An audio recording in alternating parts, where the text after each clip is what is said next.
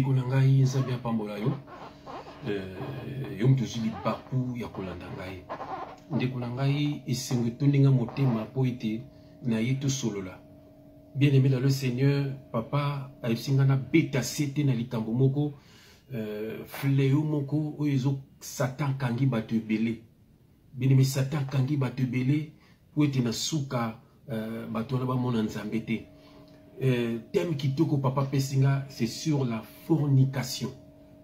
La fornication et l'axi nini bien aimé. Na sambela po te fungola makomi. Sukuzana makamboyo bien aimé obima na makamboyo na kombo na Jésus Christ.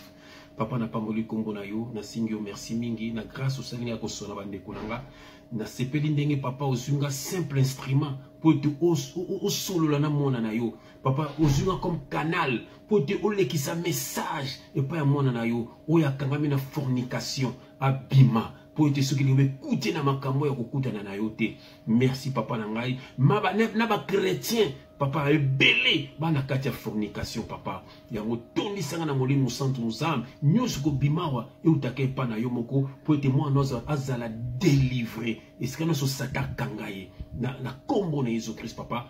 Que le Saint-Esprit parle pour l'édification de ton peuple. Au nom de Jésus-Christ, nous avons ainsi prié et nous disons Amen.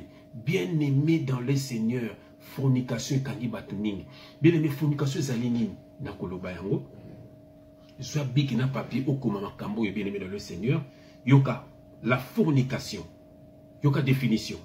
La fornication, premièrement, la fornication, c'est l'acte sexuel hors mariage. Bien aimé, fornication. Comment, point à liboso, ezali, c'est l'acte sexuel hors mariage. Nanobalité, mais uzana katia ekobo. Bien aimé, nzamba uzana musika na yo. La fornication. Deuxième point. La fornication, c'est l'acte sexuel avant le mariage. Donc, hors mariage, il a dit que donc, yo subala, mais aux sala sexuel, libanda ya mariage na yo. Donc, aux tromper moi si na yo, ou aux tromper mon bali na yo. C'est ça l'acte sexuel hors mariage. Après, la fornication, c'est l'acte sexuel avant le mariage. Alors, c'est qu'on a nos balités, mais on a déjà l'acte sexuel. Comme il basi belé lelo, ba botu kutu ba na fa ba bala. Mariage comme pas simbala moko. Satan yebi ko dénigrer mutu. Satan yebi ko éloigner mutu na nzambe. Bien aimé yoka, la fornication, c'est l'acte sexuel contre nature. Bien aimé, yoka ba teme papa zopesa. Acte sexuel contre nature. Kosala makambo nzamba lingite. Mwasi na mwasi, mobali na mobali. Papa na mwana na ye. C'est maman na mwana na ye. Makambo zebele. Toujours continuer. La fornication, c'est l'homosexualité. Voilà. N'a qui lesbienne. Voilà, fornication. Toujours continuer. La fornication, c'est la relation sexuelle avec les objets. Voilà. La relation sexuelle avec des objets. On va se take la bino. Voilà, ce qui va sex toys. Comment you maman te kuti bilingiango maman. Ah, maman. Ah!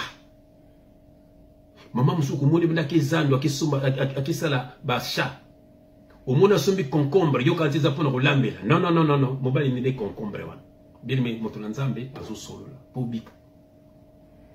Bien aimé, quand tu fais des choses comme ça, ozo sala l'amour na ba démon. Sans le savoir. Et belé ba bota déjà na deuxième monde. Tant ozo sala ba biloko wana na ba objet wana. Satan sala ngo exprès. Yozo quand tu as eu beaucoup kaka na bilengi na yo, na ba concombre, na ba sex toys, na ba je sais pas quoi là. Nzo kande, ozo soki nza ba fungolo miso. On a démon pinda zana yo. Basalango exprès, basalango pambate. Ser moka ibisinga lobi frère JF. Tona kabona mobali nanga. Camarade ya mobali nanga. Elinga cadeau anniversaire. Elinga yi instrument moko pona sangana na. Oh, abina mais comment ko pesangelo kwa boy. Abilimbisanga pona moni oza yo moko ya wana kabelo loko. Ah! Ngana ibisi azani ndoki. Moni otongo kuswango. Tango zo nango yo kazo ezo sala ndena yi. La fornication. Toujours continuer. La fornication, c'est l'inceste. Voilà. Denga lobaki, frères et sœurs, père et fille, mère et fils. Voilà. Tonton et tantine. Quand on était des jeunes, les cousines sont faits pour les cousins. Et on avait ça en tête. C'est triste. C'est l'inceste. C'est triste. Tout ça, vous avez c'est triste, bien aimé. Yoka, la fornication, c'est la masturbation. Voilà. Masturbation. Yo frère, nanga soke okeko sukola. Pour bimana ça debe, moi sinon de loboko na yo. O mise mo yembaka.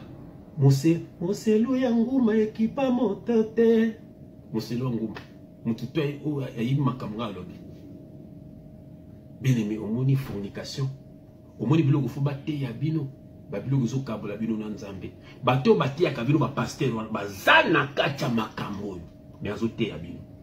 Ça zo transmettre bino ni. Au moni. Bien aimé dans le Seigneur. Soko zana makambo okomona nzambe te. Parce que ça n'a pas démon. Yokelo nzamba lo baki na Lévitique. Na ke na Lévitique 20 verset 13. Na ke na ancienne alliance. Et le nzamba esiki mana Israël. Yoka Lévitique 20 verset 13, je lis au nom de Jésus-Christ. Bien yoka, si un homme couche avec un homme comme on couche avec une femme, ils ont fait tous deux une chose abominable. Ils seront punis de mort. Leurs sang retomberont sur eux. Oyoki. Soki mobali, azobimana mobali, ndenge babimana mwasi, bien-aimé basel loko moko ya mabe abominable. Ils seront punis de mort. Leurs sang retomberont sur eux-mêmes. Et c'est encore moi c'est sobimana mwasi ndenge babimana mobali, bien-aimé, c'est terrible. Alors, dans le loyo, dans le monde tuzali, dans la TV, bazou sa batuke, boss na basi bana na bino, ibana mbabu bana bino, et puis bana na l'église, soi-disant nzambe, au bino bokendaka. Oh laissez-le, nga mona rêve singa papa à l'école, mona mo il y a 12 ans, mona mo il y a 16 ans, bana basi, ba pour ils sont mignons. Oh voilà, c'est triste. Bien aimé, nous sommes tous les bâtis na biso bis, to tambola na biso, to moni deux jeunes filles bazo s'embarquer, na qui pose na bête bango tali kofi. Mais asoko meki okoti boloko. Ndeko nanga yo ko ma pédé. Le oyo moni pose musala pédé. Pose musala lesbienne. Pose la bien à vie, moni c'est au Satan. Allez batu mingi ba sali ba alliance ba fou comme les Satan. Na set mingi basine ba pak na bona bazo tinda ba mfu bana ngai ba senga fo le bernebel ko nga ifuna bimana bana nga ba sanga makamla ba pena ba nyama kombe de batu bono bolinga ka wana ba bimana bana na bango ba kushaka na ba nyama combien nyoso ani mo eza biloko nzamba bo yango sata lingaka po ka bolonde na nzambe bien aimé doit na verset mususu toujours dans Lévitique, tu dans Lévitique 20 verset 15 yo que le nzamba apekisa ki susawa. Je lis au nom de Jésus-Christ, bien aimé, si un homme couche avec une bête, il sera puni de mort, et vous tuerez la bête. Oyoki. Le oyo. Y'a bingango zophilie. Y'a un moni le oyo bien aimé. Na mona TV, maman moka balimboa. Ah! Batu kome bana banyama na ndapo. Image moko na bangulu na baport. J'ai vu ça. Dans mon imagement, je couché na cheval. Batininga ba image wana. La zoophilie. Voilà le diable. Ba mise na bino kongolana. Kombe ba bimana na banyama. Kombe ba bimana mibelo kwa bam. Ser mo singa ke église mama pasteur ko mulingai. Na Londres. Bien-aimé. Bien-aimé. Omoni biloko nzamba zoboya. Yango bino bozanango. Satan, la fornication. Combien de personnes, ata yozo landanga, na kata makambo nyos, ozata na mon côté. Bien-aimé, partir un message, boaka ba objet tout ça, ba sex toys, boaka yango. Osarande a mona ba démon, tu iras en enfer. Au mari de nuit, homme de nuit, yangwana. Parce qu'au bala, et au comme un problème. Pour ça, déjà, dans mon bal, il y a mon limo. Ou bien, moi, si, il y a mon limo, démon déjà. Bien-aimé dans le Seigneur, ma camouzaminene. Sans Jésus-Christ, tu es mort. Et nous avons deux morts. Il y a la mort spirituelle, c'est la séparation de la créature avec son créateur. Et la mort physique, bien-aimé, au tiki mokilio. Mingi déjà, banam que c'est pas koufa de bakabananzam. Bien-aimé. Tokeina na Matthieu chapitre 5. Matthieu chapitre 5, verset 29. Matthieu chapitre 5, verset 29. Je lis au nom de Jésus-Christ. Si ton œil droit est pour toi une occasion de chute, arrache-le et jette-le loin de toi, car il est avantageux pour toi qu'un seul de tes membres périsse et que ton corps entier ne soit pas jeté dans la géhenne. Et si ta main droite est pour toi une occasion de chute, coupe-la et jette-la loin de toi, car il est avantageux pour toi qu'un seul de tes membres périsse et que ton corps entier n'aille pas dans la géhenne. La géhenne, c'est l'enfer. Et là, qui signe? Ceux qui filment morgo yo talaka mingi, ceux qui m'ont ekoisaka yo, tika yango. Ceux qui ont camarade moi me manque na makamabe, tika ye. Et là, on a na kufa tika. Bien aimé, ba perception ba film, ngana tela kana nganyos na tela ba film mais na. Oui, mais tout ça na mokilo. Bah oui, na tela ngaba théâtre yo, na tela ngaba film yo. Mais ceux qui na boni ko me manga na makamabe na tela mo souté. C'est ça.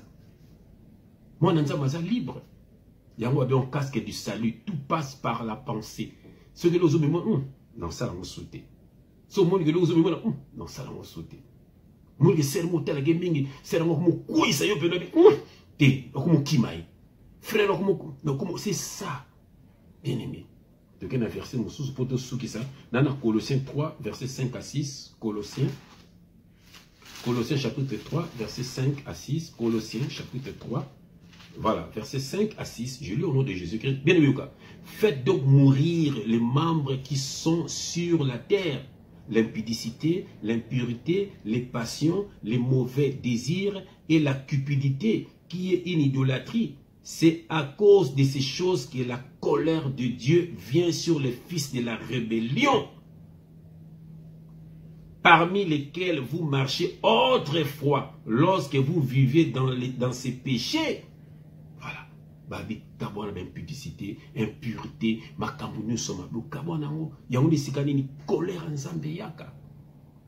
Bien aimé ba verset za ebele. Natanga la suka quand même poto kabwana. Ba verset za ebele mais eza malende ici. Bien aimé, eza kana but moko to kutana na Yesu. Vrai prédicateur a dénoncé des péchés, a dénoncé bato mabe pour bato ba longa na makambu ya mabe.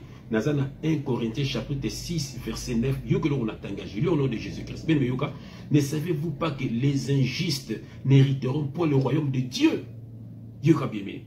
Ne vous y trompez pas, ni les impudiques, ni les idolâtres, ni les adultères, ni les inféminés. Les inféminés. Et c'est au salon. Yuma na mobile comme le babo. Que le pomme na masi. Yo le balan no. Yuma na masi. Bien aimé yoka. Ni les infâmes, ni les voleurs, ni les cupides, ni les ivrognes, ni les outragés, ni les ravisseurs n'hériteront le royaume de Dieu. Voilà. bato nyonso wana bako hériter royaume de Dieu te. Bien-aimé, ce n'est pas pour te condamner. Moi je suis ton frère, le Père m'envoie pour que tu sois délivré. Que ce message te délivre. Bien-aimé, nous souffrons pour Christ. Mais c'est que la tentation est ma bête. Mais pourquoi il y a une tentation de ça ma bête? Jésus-Christ a été tenté, mais à quoi il y a une tentation? Biso ba frère, tous arabes tenté. Au tali mon sobi, ah, on attend na zalaka. Bien-aimé, na yebi sa fille moko. Mais bino munio, son zalaka païen de na biminayo. Pour ça qui tout ya kusaranate. Abi frère JF. Yemo ka na masolo, abi frère JF bon mama ya solo. Alobi na nga penza ko bima na ngate pa bon na motema. Bien aimé. Et puis de ngane kana voiture na nga. À cette étudiante. Na obima musala abina tike na Bruxelles. Nathalie Mwasi na wow. Yebe ka ande ko na voiture donc na soto mso mela ma vert. Nepsi Naza homme de Dieu. J'aime Jésus. Nako bima na yote. Mais oza kitoko. Na lobi bongo ezate ko za mabe oza kitoko. Soki nazala païen de la bimina. Et puis à partir on a confirmé qu'il naza musena nzambe. Pour ningaza. Ningenza masalari. Mais mon frère JF a lobinae. Et puis ceux qui n'ont pas dit bonjour ma soeur, comment tu vas? Ah bi uza mutu na nzambe. Ceux qui ont frère nangeza la yongo lo babon. Bien aimé na boko kwa na makambo yo. Pour nous mona nzambe te. Donc nous souffrons avec Christ. Au talibno bien pour na Yesu non sang. Au début de tentation non sang. Non, on a l'ingani non sang. Na boui. Frère na mo bisinga kende kin, abi frère na moni basi bazoya. Abi je me suis dit, tant qu'on a passé un monde de bâtiment, c'est Minduki. Un monde de ça, Koufika, Azobanga. Bien aimé, Nzambe a pambola linga komingi. Tout souffrir dans son Christ. Tout bimanam soba yuma, mais tout hérité beaucoup de kolo. Que Dieu te délivre, que Dieu te visite au nom de Jésus-Christ.